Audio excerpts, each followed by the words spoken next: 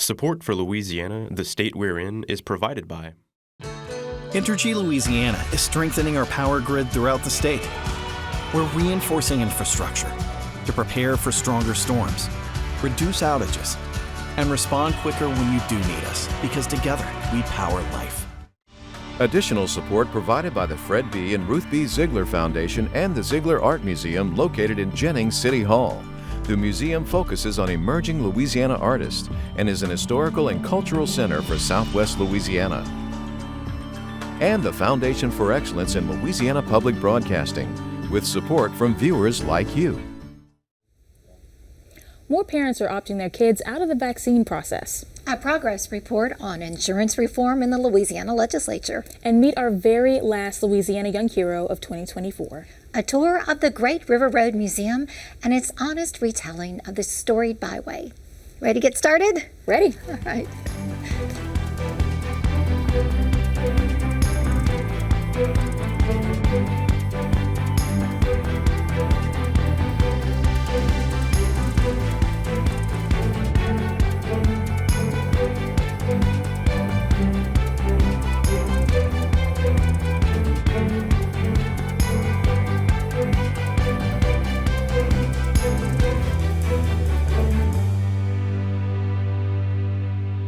Hi everyone, I'm Kara St. Cyr. And I'm Karen LeBlanc.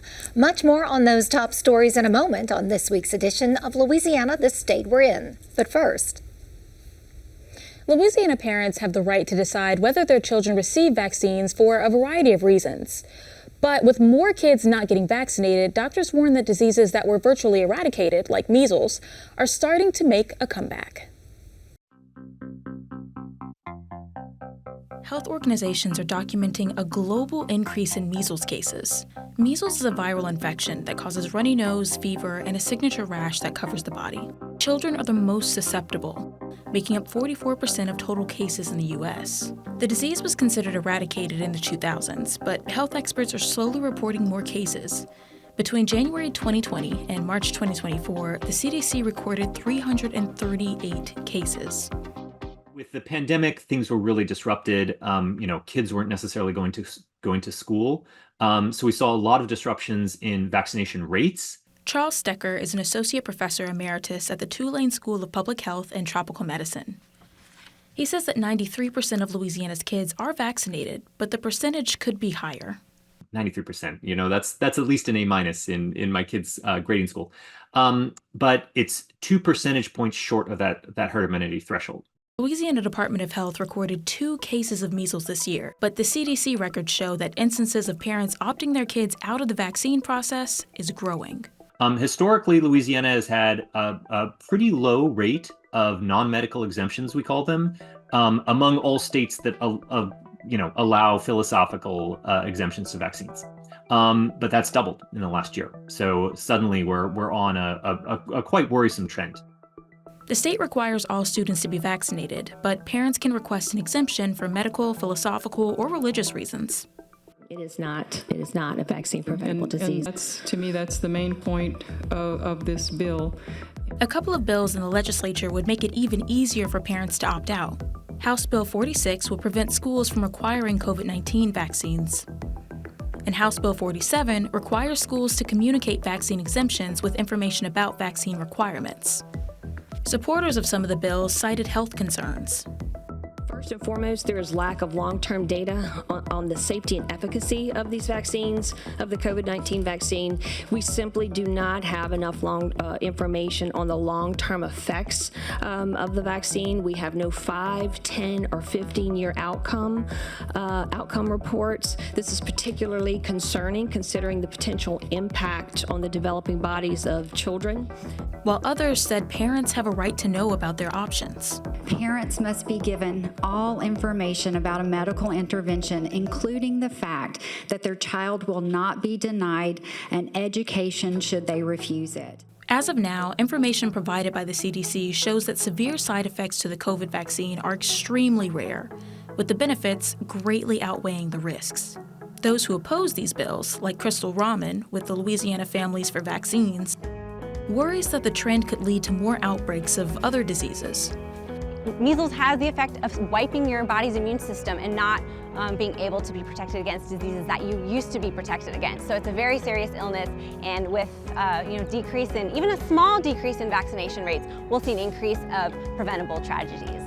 Rahman says the only way to prevent a rollback of eradicated diseases is to make sure parents understand all of the information provided about vaccines. As of now, 81% of measles cases come from unvaccinated people, and over half of that percent were hospitalized.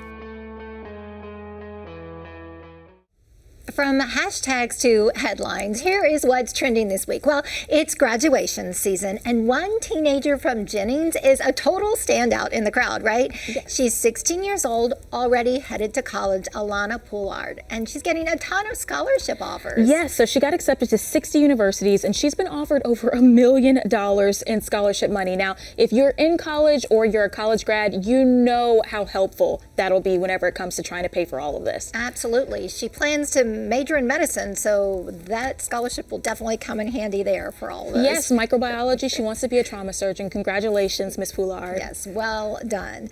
Well, if you are a Kentucky Derby fan, then you know that the winning jockey is from Louisiana. He is a Lafayette native, and right now all eyes are on him as he decides whether or not he is going to participate in the Preakness competition. His name is Brian Hernandez Jr., and he finished first in the Kentucky Derby, riding yes. Mystic Dan. Mystic Dan. That is such an interesting name for a horse. Now, whenever I was reading this story, I was surprised because Kentucky Derby, of course, it seems like it would be a Kentucky thing, but apparently Louisiana, we are worldwide. And so his trainer, Kenny McPeak, also lives in Louisiana during part of the year. So Louisiana all around. Congratulations. Got some Louisiana connections, and more to come if he decides to continue his winning streak. So, have you ever done anything with the Kentucky Derby? No, but yeah, it's on my bucket list. I want to go wear one of the fasteners and the outfits. To wear the fancy hats. That's right. And speaking of Louisiana, the arts, the hats, all of those things, there is a new license plate that is going to be on the horizon. Look how beautiful this license plate is. And its name is, I'm terrible. Les Arts Roulés. I love that. It's kind of like Le Bon Temps Roulé, right? I love the play on that. So if you do want to be able to order this, you can order it on the OMV's website, and it'll be $64, and it'll be available in the next couple of weeks. What a great way to also show your support for the arts. And that's a very fashionable plate. And what a great way to show your support for the Louisiana arts community. I want one. Me too. In this week's Louisiana Speaks, Senate Insurance Committee Chairman Kirk Talbot shares a progress report on insurance reform with less than 1 month left of the 2024 legislative session. Senator Talbot joined Governor Jeff Landry this week as the governor signed into law 4 bills in hopes of stabilizing Louisiana's property insurance market. Here's the latest. This week, Governor Jeff Landry signed into law 4 insurance reform bills, one of which was yours. Bring viewers up to date on what became law and how that will help, hopefully, provide some relief. So we kind of looked at this holistically, like what can we do to attract insurance companies to come here? Because really, in my opinion, the only way to get rates down is 1, put on a fortified roof. That would help. And 2 is when another insurance company offers you a policy, the same policy you have, for a cheaper price. The 3-year rule, which was Representative Gabe Furman's bill, the chairman of insurance, nowhere in the country does that, and nowhere in the world does that. And what that does is it prevents companies from managing their risk, and it keeps companies, frankly, out of the state of Louisiana. And then come January 1st, those companies can non-renew 5% of their riskiest policies, which would normally, in every other state and every other entity in the world, would not be renewed, and then they can come to Citizens, and that's where, Citizens takes over the Citizens Insurance Plan, which is the insurer of last resort. Matthew Willard's bill, a Democrat from New Orleans on the House side, he had a bill to lift the sunset on the fortified roof program. We got to get as many fortified roofs as possible if we're going to live on the coast, which is where I live. So that was important. The legislature were also funding, I think, another $15 million into the fortified roof program. The commissioner, Tim Temple, is going to work for next year to get a dedicated funding source for the fortified roof program. Next, we had Heather Cloud's bill, senator from Turkey Creek, that deals with the way insurance companies can set their rates. We're one of the few states that restricts them and requires the approval of the commissioner to do that, and the commissioner can only approve that once a year. It's a very archaic, draconian way of doing things. My bill, Senate Bill 323, kind of revamps the entire claims process. I think everybody will admit who has filed a claim recently that this claims process is not a fun process. And it shouldn't be a process to where you need to hire a lawyer to get your claim paid. So what we're doing is we're giving more time for the insurance companies to pay that claim. We're requiring a written proof of loss, which is basically the adjuster's report. I think we're the only ones in the country that do not require that. And by not requiring that, it's very hard to determine when a claim starts. Do you honestly believe that there is a balance in the insurance reform legislation that really does take into consideration the wants and the needs of the consumer? Every bill we filed and every bill in this package has one thing in mind, and that's the consumer.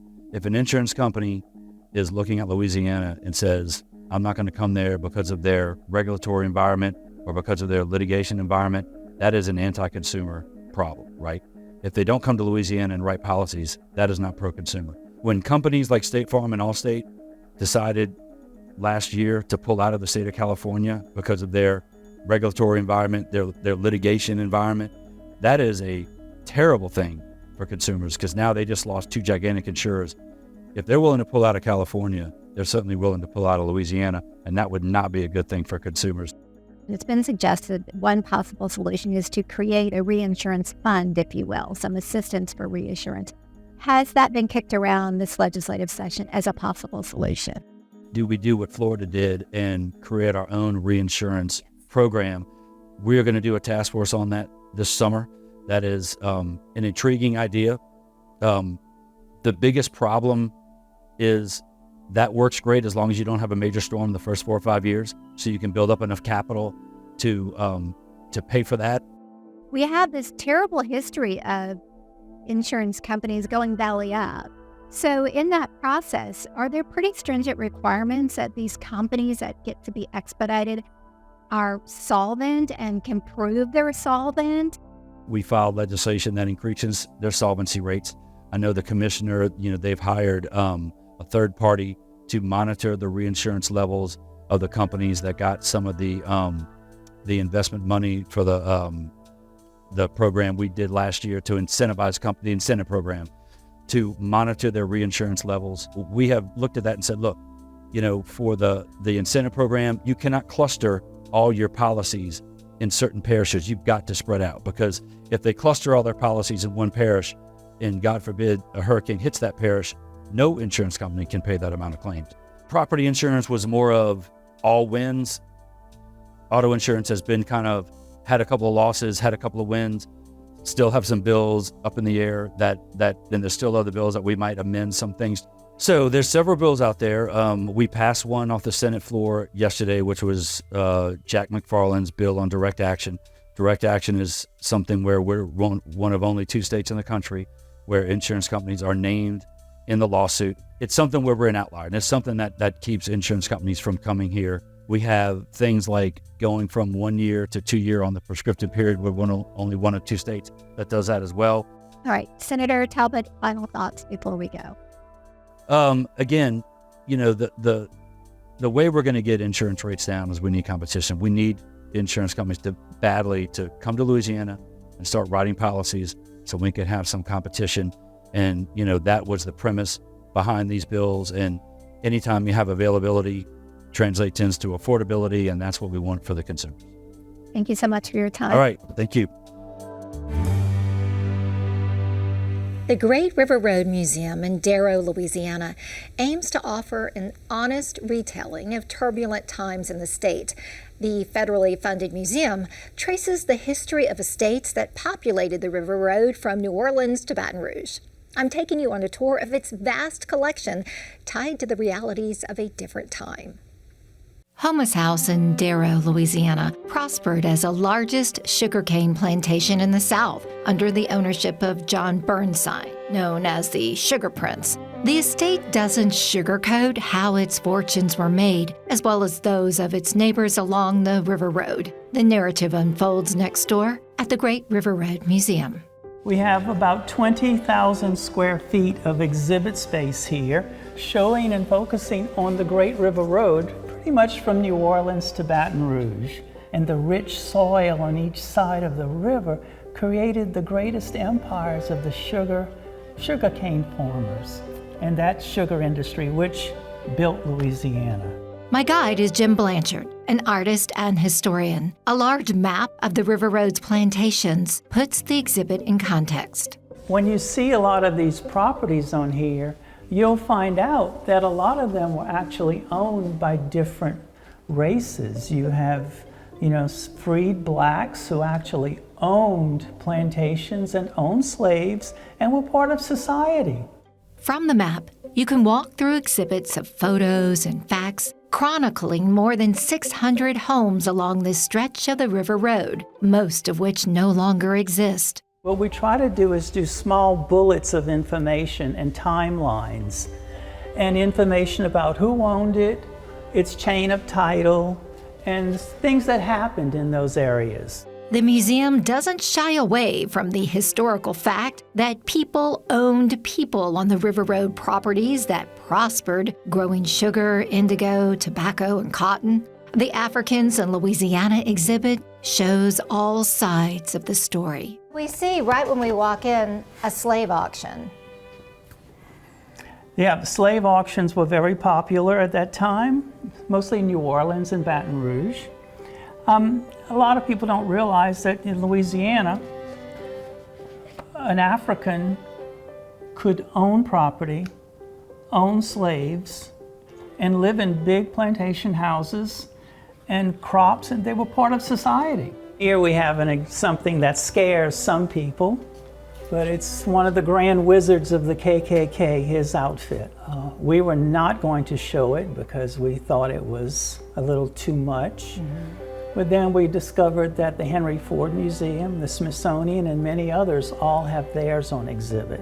So we have it here to tell how bad of a story that was.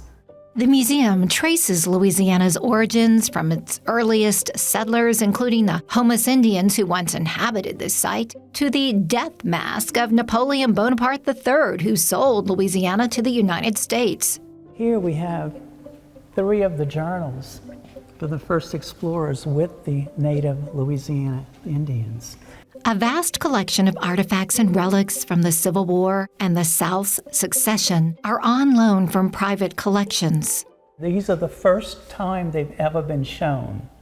This is the first time this flag has been unfurled and mounted to be seen. It's quite a collection. We have some artifacts here about the battles of New Orleans, the Civil War. Throughout the museum, you'll find a cast of Louisiana characters cast in wax, from Civil War generals to infamous politicians.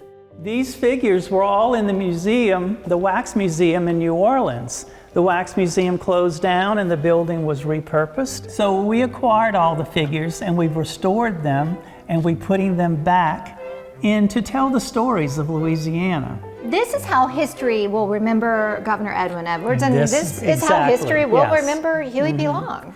Mm-hmm. The governor lived right down the road. Right before he passed away, he came here and spent the day with his wife and his son, and he posed with this. And oh my God, it was quite a moment. We paused to listen to a restored pipe organ.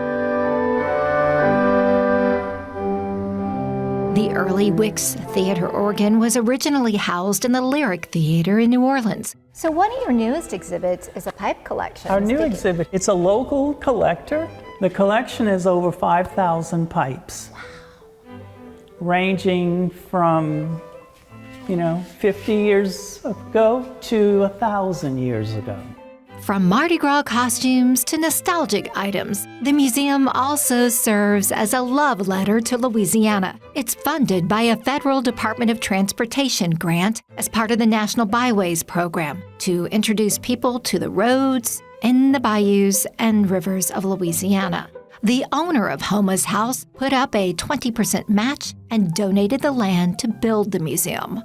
A lot of museums, when you go into them, you feel intimidated that they're so, oh, don't look at that, don't touch that, we don't want to be that way. Our next young hero made it his mission to give back to the community.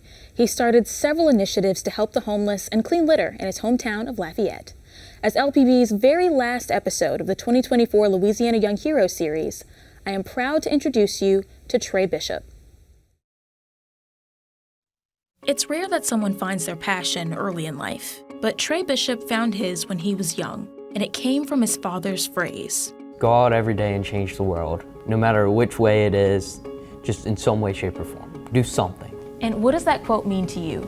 It means, like, when I get in bed at night, I wonder if I changed the world in some way for the better today. It doesn't have to be big. It's just something tiny that bettered the world. That phrase, though simple and to the point, had a profound impact on Trey's perspective. He'd ponder those words at night. Go out and change the world, wondering how he could live up to that standard. I brought him to St. Joseph Steiner, where there were homeless there, and he was able to donate. It takes one thing to open a door for a child, for them to say, oh, I want to do more. I really didn't understand homelessness, and we went do it, and I was okay with it, I guess. She told me to do it, so I did it. And then I went out there and I saw how these people lived and how they don't have anywhere to go. The homeless shelter she picked was packed to the brim with a group of people in need of bare necessities, like toothpaste, food, and socks. Trey's mind raced as he processed what was in front of him, almost sending him into a panic. But then a familiar voice echoed an even more familiar phrase: go out every day and change the world. His action was immediate. Under the guidance of his mother and the influence of his father, Trey purchased a $5 bag of socks, and he delivered it to a person staying at the shelter. Because then after that one time, he wanted socks, he wanted blankets, he wanted food for the homeless. He worries when it gets cold outside, when we have freezing temperatures, are they warm enough? For Christmas, he had his list for Santa, and it was, take care of my little brother, yes, but can you bring some warm blankets for the homeless out there? The advocacy bug had bitten him. Hi there, I'm Trey. I'm trying to raise money for Catholic Services of Acadiana.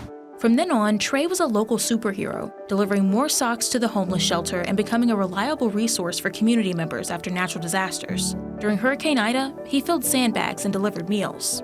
When the winter storm hit, Trey was right there delivering blankets and gathering supplies.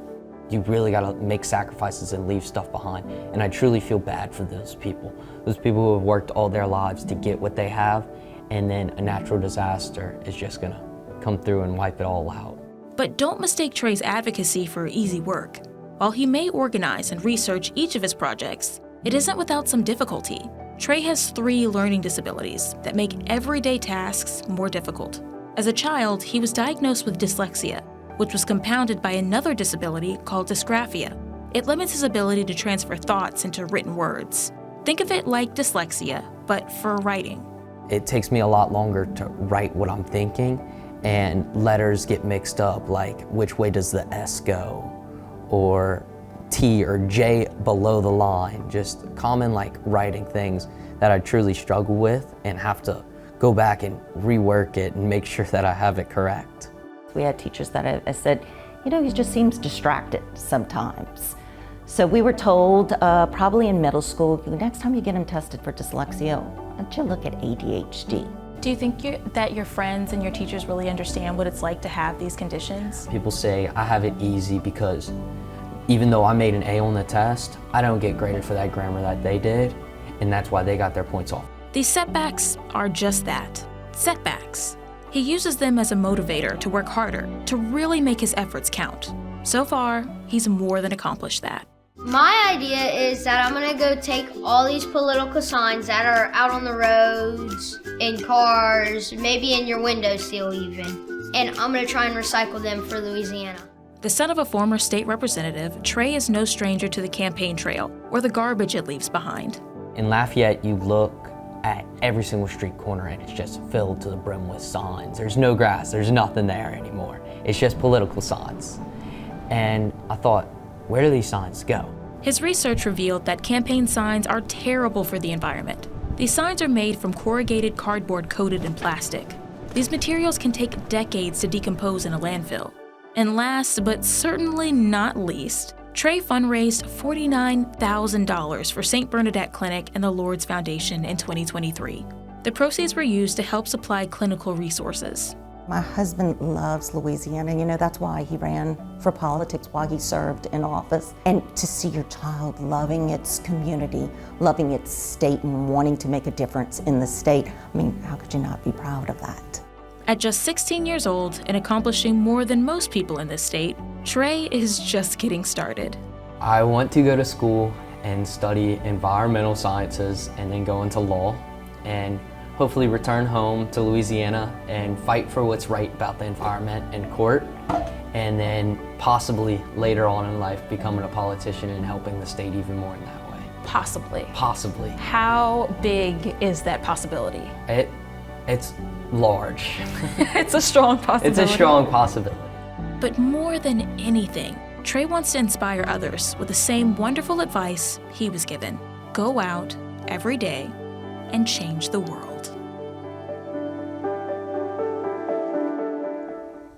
I've had the pleasure of getting to know those young heroes in a very short time.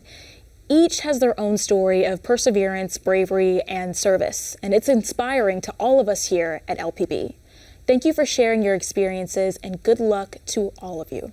LPB's Louisiana Young Heroes program presented this year with the generous support of the East Baton Rouge Parish Library, the Gail and Tom Benson Charitable Foundation, with additional support from Community Coffee, the U.S. Army Baton Rouge Recruiting Battalion, Demco, McDonald's, and Origin Hotel, Baton Rouge. Well, that's our show for this week. Remember, you can watch anything LPB anytime, wherever you are, with our LPB app. You can catch LPB news and public affairs shows, as well as other Louisiana programs you've come to enjoy over the years. And please, like us on Facebook, X, and Instagram. For everyone at Louisiana Public Broadcasting, I'm Karen LeBlanc. And I'm Kara St. Cyr. Until next time, that's the state we're in.